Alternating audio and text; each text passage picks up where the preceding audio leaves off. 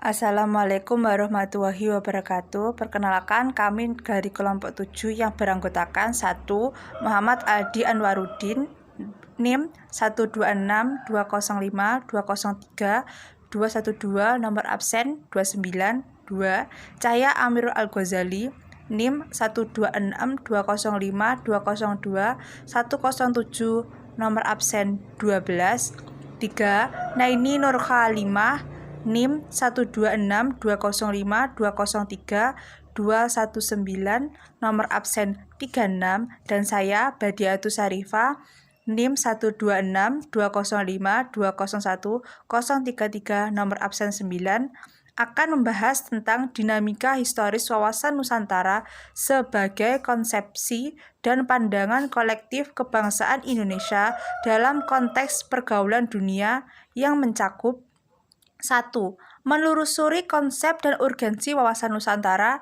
2. Latar belakang diperlakukannya wawasan Nusantara. 3. Menggali sumber historis, sosiologis, dan politik tentang wawasan Nusantara. 4. Membangun argumen tentang dinamika dan tantangan wawasan Nusantara. Yang 5. Mendeskripsikan esensi dan urgensi wawasan Nusantara. Pertama, menelusuri konsep dan urgensi wawasan Nusantara. Wawasan Nusantara dapat dibedakan dua pengertian, yaitu etimologis dan terminologis. Secara etimologis, kata wawasan Nusantara berasal dari dua kata, yaitu wawasan dan Nusantara. Wawasan dari kata wawas, bahasa Jawa, yang artinya pandangan semesta. Kata-kata Nusantara merupakan gabungan dari kata Nusa yang betari, pulau, dan antara. Kata Nusantara sendiri secara historis bermula dari Sumpah Pemuda dari Patih Gajah Muda yang diucapkan dalam upacara pengangkatannya sebagai Raja Majapahit tahun 1336 Masehi. Tertulis dalam kitab Prapareton bunyi sumpah tersebut, Siro Gajah Mada Pate Amuk Bumi Tan Ayum Amukti Palapa Siro Gajah Mada lamun luwun kalih Nusantara ison amukti palapa, lamun kalih ring Gunung Singseran, Tanjung Pura, ring Haru, ring Pahang, Dompo, ring Bali, Sunda, Palembang, Tumasik, Samana isun amukti palapa. Yang artinya Gajah Mada Patih Amuk Bumi tidak ingin lepas puasa. Iya, Gajah Mada, jika mengalahkan Nusantara, saya baru akan melepaskan puasa. Jika mengalahkan Garun, Seran, Tanjung Pura, Haru, Pahang, Dompo, Bali, Sunda, Palembang, Tasik, demikianlah saya akan melepas puasa. Pengertian terminologis adalah pengertian yang dihubungkan dengan konteks istilah tersebut dikemukakan untuk membangun semangat kebangsaan dan cinta tanah air. Meskipun tampak bahwa wilayah Indonesia itu terdiri dari banyak pulau dengan lautan yang luas, kita memandang wilayah Indonesia itu tetap merupakan suatu kesatuan sebagai satu wilayah. Wawasan Nusantara memiliki peranan penting untuk mewujudkan perspektif yang sama bagi seluruh warga negara Indonesia antara kelompok dan konteks sosiologi, politis, serta pandangan yang harus dihindari dari perbuatan tindakan yang menanggapi norma-norma etika, moral, nilai agung, atau tindakan anarkis menuju ke arah disintegrasi bangsa. Namun demikian, wilayah tidak dapat diganggu-gugat sebagai harta mati yang normatif. Selanjutnya, latar belakang wawasan Nusantara. Wawasan Nusantara ini didasari atas Pancasila, kewilayahan, sosial budaya, dan aspek sejarah. Secara umum, terdapat 4 aspek yang melatar belakangi dan menjadi dasar dari wawasan Nusantara bangsa Indonesia. Selain keempat aspek ini, tentu saja masih banyak aspek-aspek lain. Tetapi kali ini kita akan coba meliputi aspek-aspek yang paling berpengaruh terhadap wawasan Nusantara bangsa Indonesia. 1. Falsafah dasar negara. atau yang bisa disebut Pancasila. Nilai-nilai yang terkandung dalam Pancasila tentu saja akan mempengaruhi wawasan Nusantara kita, atau cara pandang dan pemahaman kita terhadap unsur-unsur yang ada pada suatu negara. Secara umum, kelima sila dalam Pancasila semuanya berpengaruh. Yang kedua, aspek kewilayahan Nusantara. Kita sama-sama mengetahui bahwa Indonesia sangat kaya akan sumber daya alam. Kalau kita perhatikan, tanah Indonesia sangat berlimpah akan batu bara, besi, fosfor, timah, hingga minyak bumi. Oleh karena itu, Indonesia tidak mengalami kelangkaan sumber daya alam. Bahkan, Indonesia merupakan salah satu negara pengekspor timah terbesar di dunia. Kita juga salah satu negara produsen batu bara terbesar di dunia. Indonesia juga memiliki banyak sekali sumber daya alam yang terbarukan.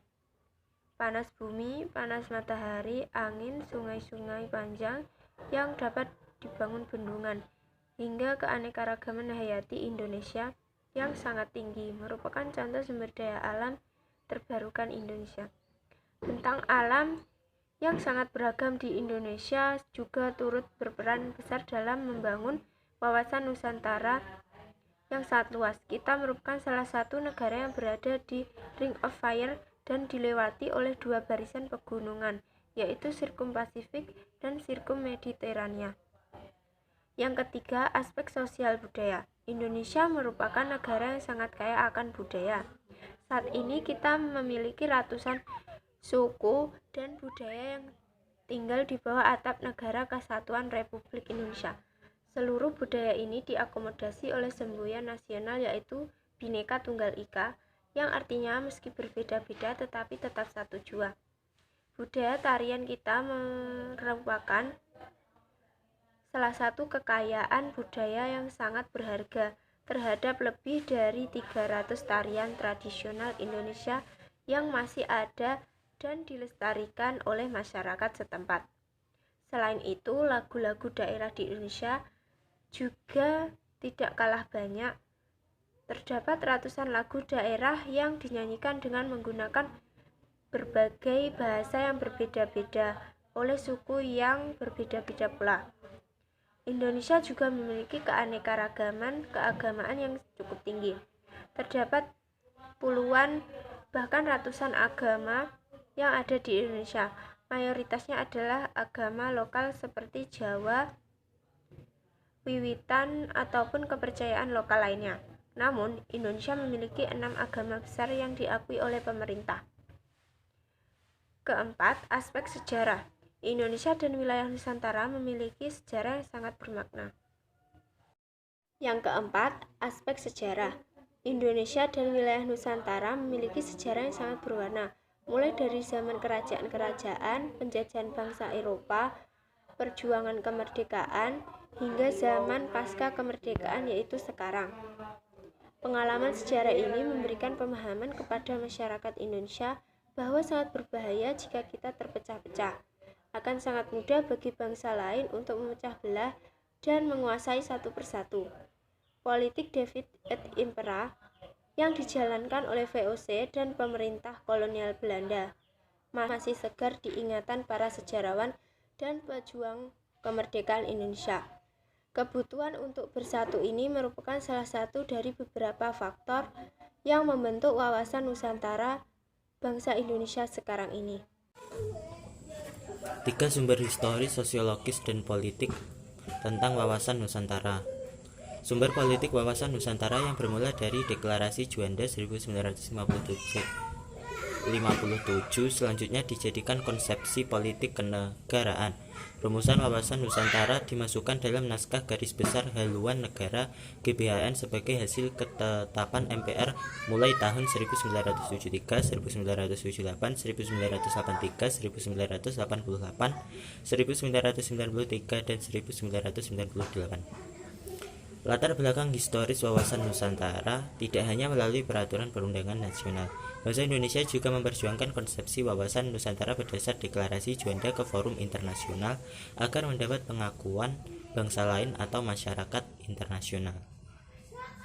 Berikutnya, latar belakang sosiologis bermula dari wawasan kewilayahan. Namun sering tuntunan dan perkembangan konsepsi wilayah negara mencakup pandangan akan kesatuan politik, ekonomi, sosial, budaya sebagaimana dalam rumusan GBHN 1998. Wawasan Nusantara adalah cara pandang dan sikap bangsa Indonesia mengenal diri lingkungan dengan mengutamakan persatuan. Selanjutnya yaitu membangun argumen tentang dinamika dan tantangan wawasan Nusantara. Luas wilayah Indonesia tentu memberikan tantangan bagi bangsa Indonesia untuk mengelolanya. Hal ini dikarenakan luas wilayah memunculkan potensi ancaman dan sebaliknya memiliki potensi keunggulan dan kemanfaatan. Satu, potensi keuntungan. Potensi positif atau keuntungan adalah potensi yang dapat digali, diolah, didaya gunakan, dan dimanfaatkan sebesar-besarnya untuk kemakmuran rakyat. Misal Kabupaten Simalungun akan salah satu daerah di Sumatera Utara yang memiliki cukup banyak potensi panas bumi yang dimanfaatkan sebagai energi listrik. Yang kedua yaitu potensi ancaman yaitu negatif. Potensi ancaman atau negatif adalah potensi yang perlu diantisipasi, ditanggulangi, dan dijaga agar tidak merusak atau mengganggu kelangsungan hidup masyarakat. Misal daerah Klaten dan Magelang yang rawan ancaman letusan Gunung Merapi. Wawasan Nusantara telah menjadi landasan visional bagi bangsa Indonesia guna memperkokoh kesatuan wilayah dan persatuan bangsa. Upaya memperkokoh kesatuan wilayah dan persatuan bangsa akan terus-menerus dilakukan. Hal ini dikarenakan visi tersebut dihadapkan pada dinamika kehidupan yang selalu berkembang dan tantangan yang berbeda sesuai dengan perubahan zaman.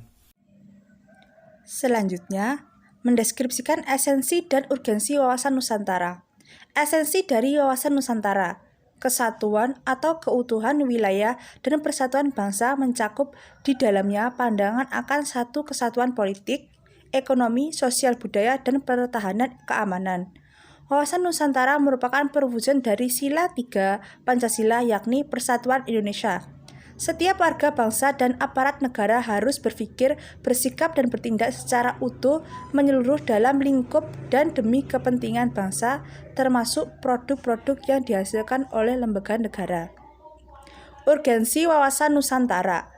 Wawasan Nusantara sangat penting, berfungsi sebagai pandangan dan pedoman dasar bagi penyelenggaraan bagi kehidupan yang memberikan motivasi dorongan untuk menjadikan tujuan juga melandasi perjuangan bangsa Indonesia untuk bersatu dan mencapai tujuan nasional secara utuh, menyeluruh, dan terpadu.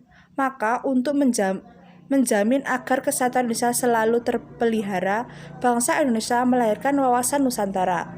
Pandangan itu adalah satu konsepsi geopolitik dan geostrategi yang menyatakan bahwa Kepulauan Nusantara yang meliputi seluruh wilayah daratan, lautan, dan ruang angkasa di atas beserta seluruh penduduknya adalah satu kesatuan politik, ekonomi, sosial, budaya, dan pertahanan keamanan.